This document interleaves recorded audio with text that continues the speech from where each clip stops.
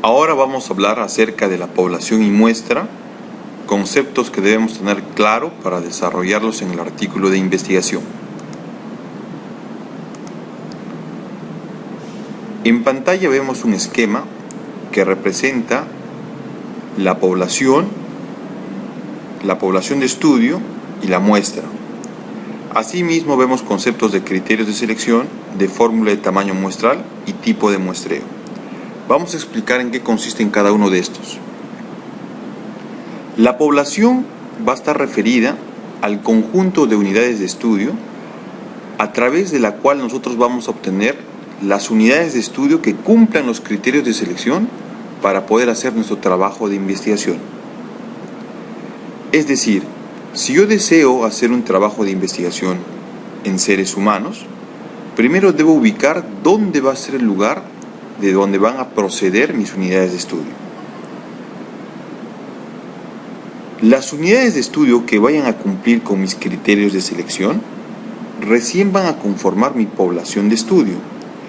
Es decir, la diferencia entre una población en general y la población de estudio es que en esta última las unidades de estudio cumplen los criterios de selección que he establecido yo como investigador en un trabajo científico.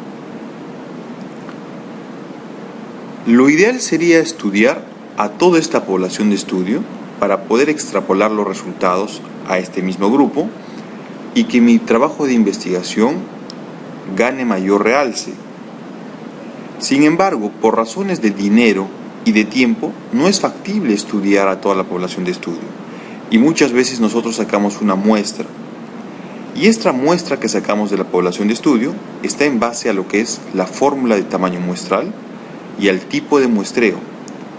Estos dos conceptos van a poder guiar al investigador a tener una muestra representativa. ¿Por qué se da el concepto de representativa? Porque va a representar a la población de estudio. De esta manera, una muestra representativa que involucra sí o sí la aplicación de una fórmula de tamaño muestral y la aplicación de un tipo de muestreo, podría permitirme a mí como investigador generalizar los resultados. Si yo cuento con poblaciones de estudio semejantes a la que yo he realizado mi trabajo de investigación, que cumplen los criterios de selección tal como yo los he establecido, también voy a poder extrapolar estos resultados. Pero si hablamos de personas con otros criterios de selección, yo no podría generalizar. Lo importante es que tú puedas generalizar los resultados obtenidos de tu muestra a tu población de estudio, puesto que si no puedes generalizar, solo van a servir los resultados para tu muestra. Por lo tanto, la validez de tu estudio va a ser menor. Pero lo que normalmente se hace es un gran error, es generalizar los datos obtenidos de una muestra. Buscamos generalizarlo a la población en general, ni siquiera a la población de estudio. Entonces, como hemos entendido en los conceptos, este es un error que no debe cometerse. Y más bien podríamos comentar que este es un error bastante frecuente en muchos trabajos de investigación y sobre todo en la lectura de los diversos investigadores. Nosotros interpretamos como si los resultados de una muestra deberían extrapolarse a una población en general, no siendo así. Veamos este ejemplo. Si yo tuviera una población de 10.000 pacientes, en los cuales yo desearía estudiar cualquier variable de intervención, esta sería mi población de la cual yo voy a extrapolar u obtener mis unidades de estudio. Pero estas deben cumplir unos criterios de selección. Al cumplir los criterios de selección se va a llamar población de estudio. Supongamos que los criterios de selección, que pueden ser de inclusión y de exclusión, cumplan 6.543 pacientes. Es decir, de los 10.000 pacientes, 6.543 cumplen los criterios de selección. Estudiar a 6.543 personas no solo va a significar inversión de dinero, sino también de tiempo. Por lo tanto, me conviene sacar una muestra. Entonces, esta muestra yo la voy a poder obtener con ayuda de mis fórmulas de tamaño muestral. Supongamos que la fórmula de tamaño muestral me haya permitido obtener 625 pacientes. Es en este momento en que yo debo elegir 625 personas de 6.543 pacientes. La pregunta es: ¿cómo elijo 625 de 6.543? Esa respuesta va a tener el nombre de tipo de muestreo. Es decir,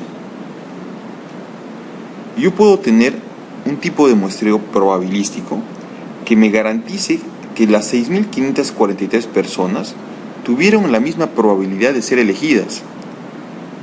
Y dependiendo del muestreo, que puede ser aleatorio simple, estratificado, entre otros, yo habría escogido estos 625 pacientes.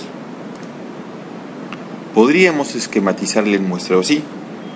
Acá representan a todas las personas de la población de estudio y solo los que han sido seleccionados por un sorteo simple,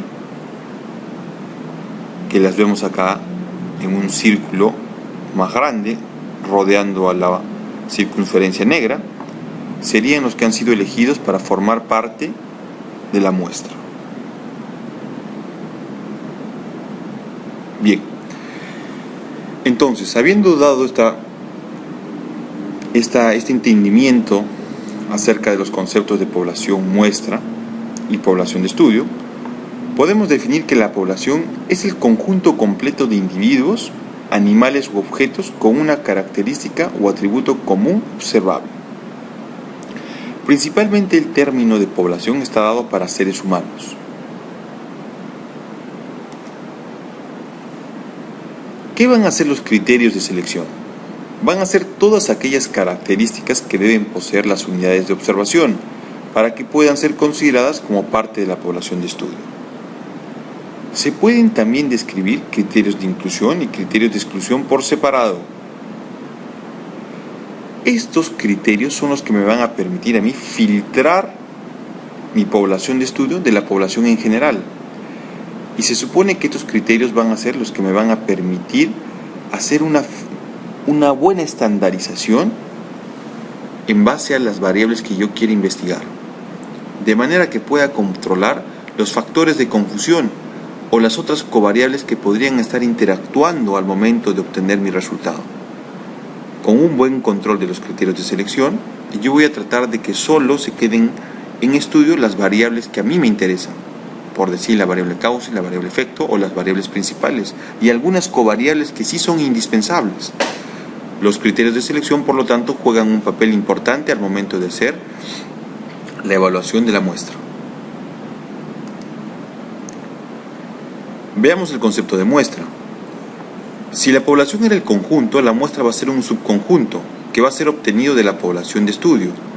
Una vez que se ha decidido escoger una muestra, se deben tener presentes dos cosas. Primero, la determinación del mínimo tamaño muestral requerido, que lo vamos a ver a través de una fórmula de tamaño muestral. Y segundo, el procedimiento de selección de la muestra, también conocido como diseño muestral o tipo de muestreo, que son conceptos que hemos estado explicando. Por lo tanto, recuerda esto: la muestra puede ser representativa o puede ser no representativa. Para que tú digas que tu muestra sea representativa, vamos a tener que estar cumpliendo sí o sí un buen tamaño de muestra, garantizado por una fórmula de tamaño muestral, y tenemos que cumplir un tipo de muestreo probabilístico que me permite elegir la muestra de la población de estudio donde todas las unidades de estudio hayan tenido la misma probabilidad de ser elegidas, de manera que las que representen o las que hayan sido seleccionadas por este muestreo realmente me permitan a mí extrapolar los resultados de esta población de estudio.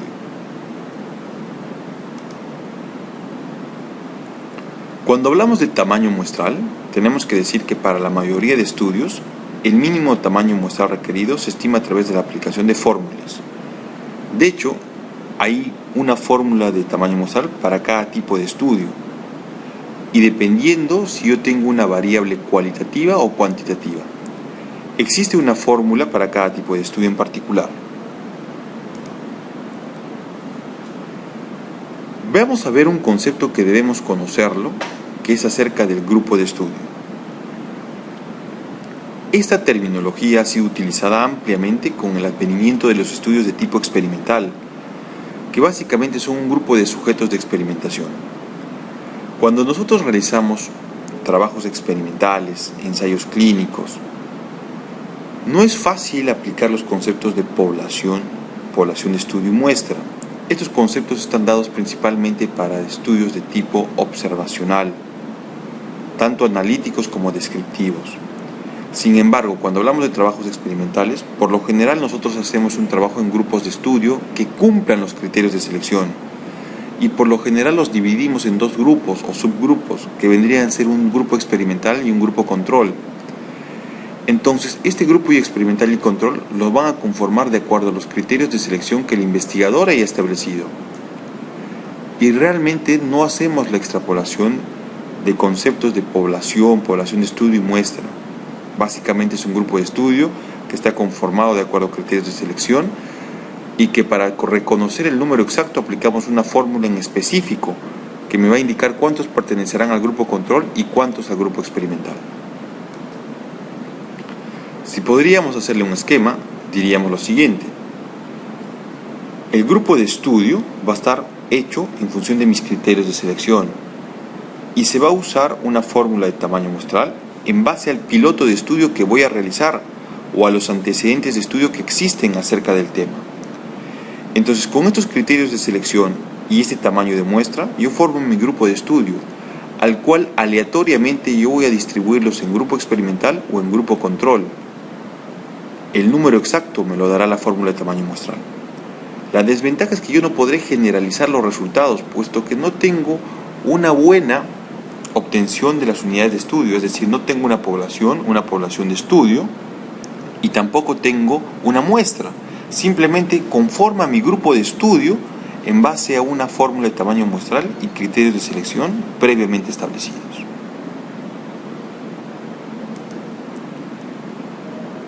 Hay un concepto que también tenemos que explicarlo, que es acerca del tipo de muestreo, que habíamos dicho que es la forma de cómo es que yo voy a elegir mi muestra de mi población de estudio. El tipo de muestreo puede ser probabilístico o no probabilístico. Probabilístico quiere decir que todos tengan la misma probabilidad de ser elegidos, y no probabilístico sería lo contrario. No todos tienen la misma probabilidad de ser elegidos para conformar mi muestra. Dentro del primer grupo tenemos las alternativas de aleatorio simple, sistemático, estratificado y por conglomerados. En otras palabras, aleatorio simple va a ser dado por el azar o la suerte, es decir, el sorteo me va a decir quiénes van a pertenecer a mi grupo de estudio o a mi muestra.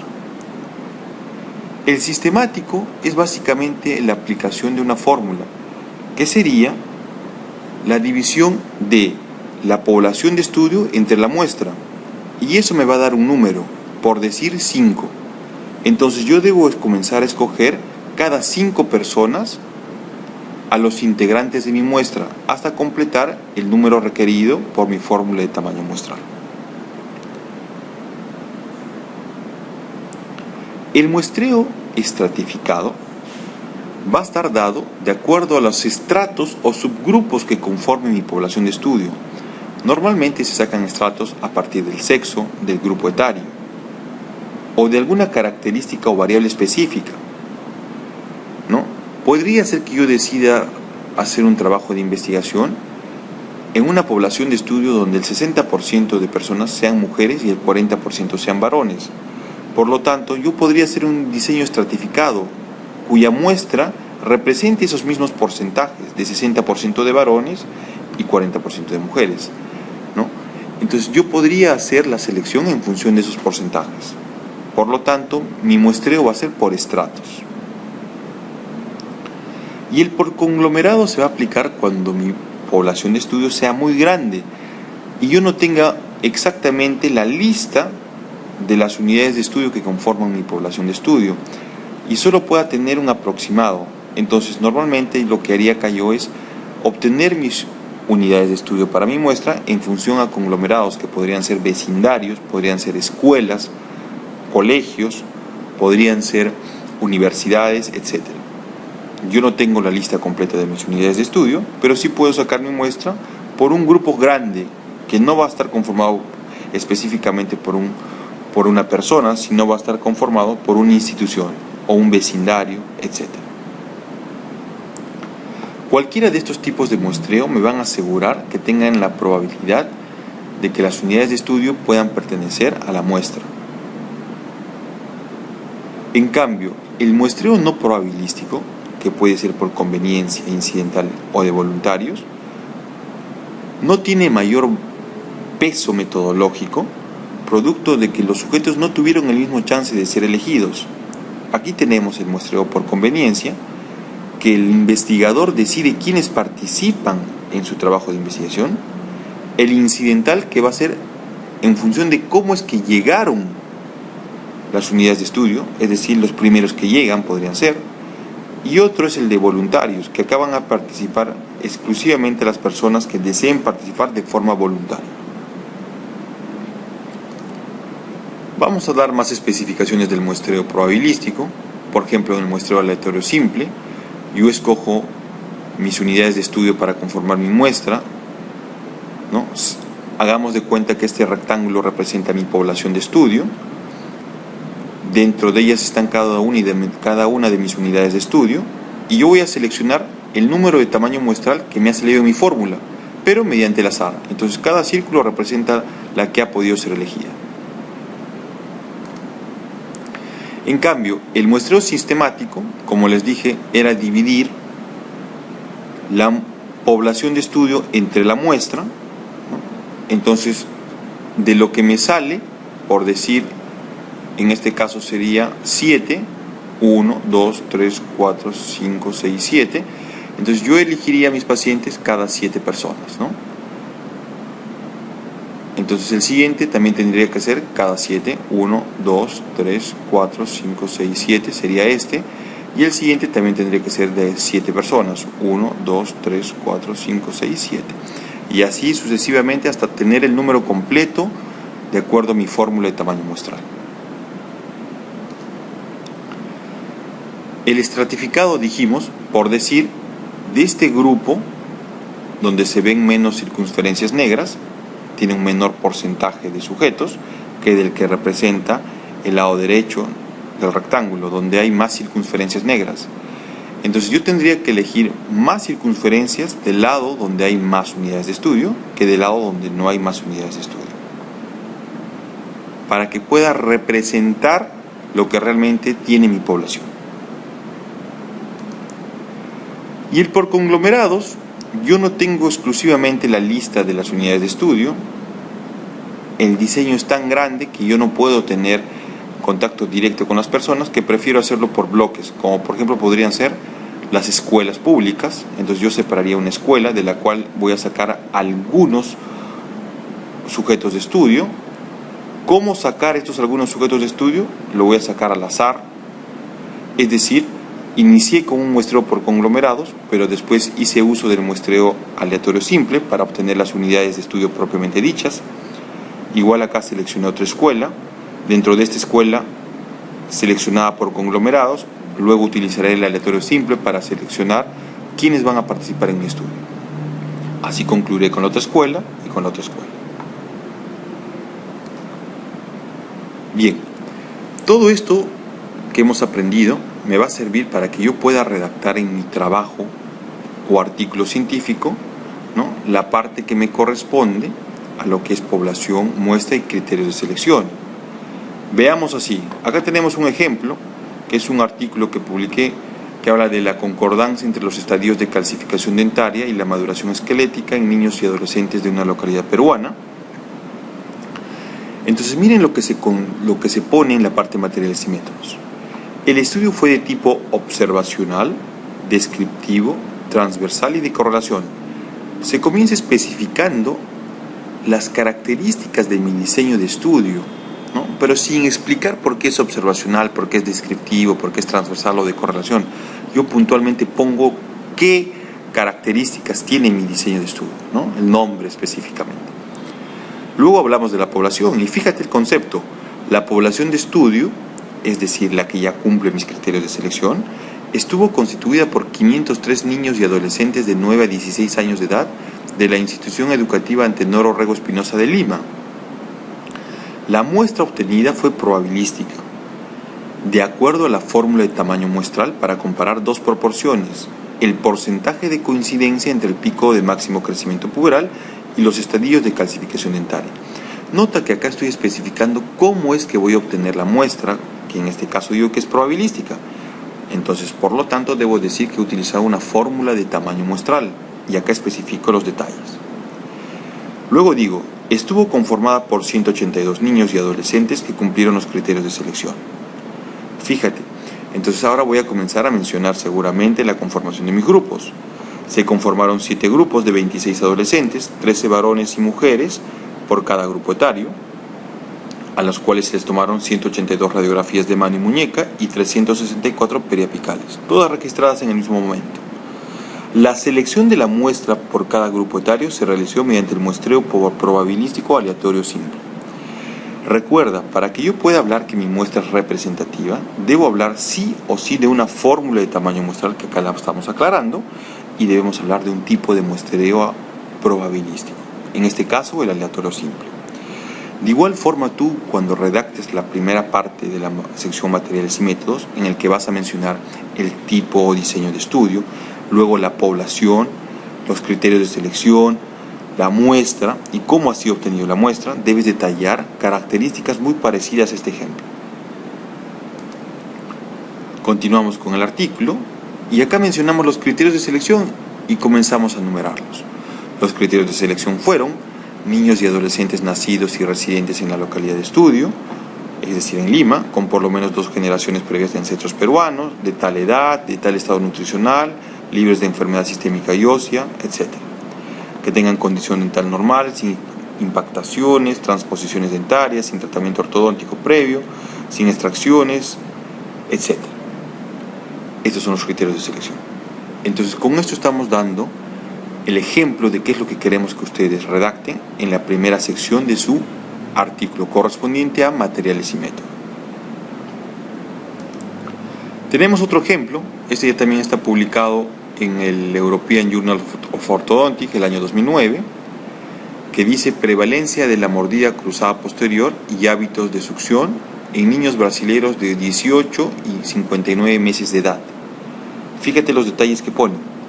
Este estudio transversal fue llevado a cabo en la ciudad de Recife, en Pernambuco, Brasil. Fue aprobado por el Comité de Ética de la Universidad de Pernambuco. La muestra comprendió niños de ambos sexos, menores de 5 años, examinados durante la campaña nacional de vacunación contra la polio. Esto fue el año 2005. Los autores señalan que esta es la campaña con mayor cobertura. Por lo tanto, iban a ir la mayor cantidad de niños, o casi todos los niños.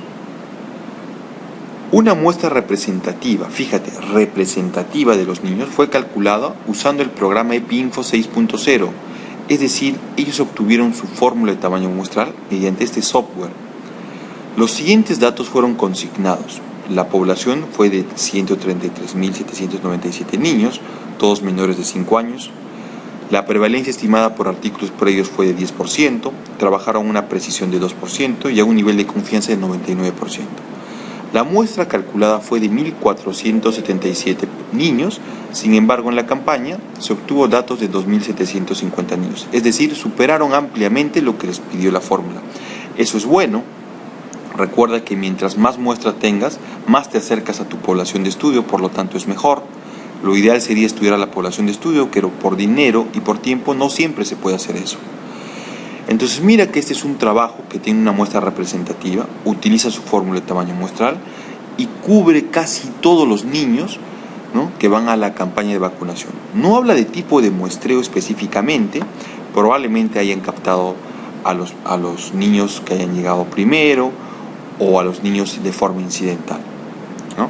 Pero ya estamos mostrando que hace uso de una fórmula de tamaño muestral con un adecuado control de los criterios para incorporarlos en una fórmula y el número superó ampliamente lo solicitado por una fórmula. Este es otro ejemplo de el uso de lo que es los conceptos de población de estudio, muestra, fórmulas de tamaño muestral y criterios de selección. Bien, vamos a resolver sus dudas seguramente en la clase. Gracias.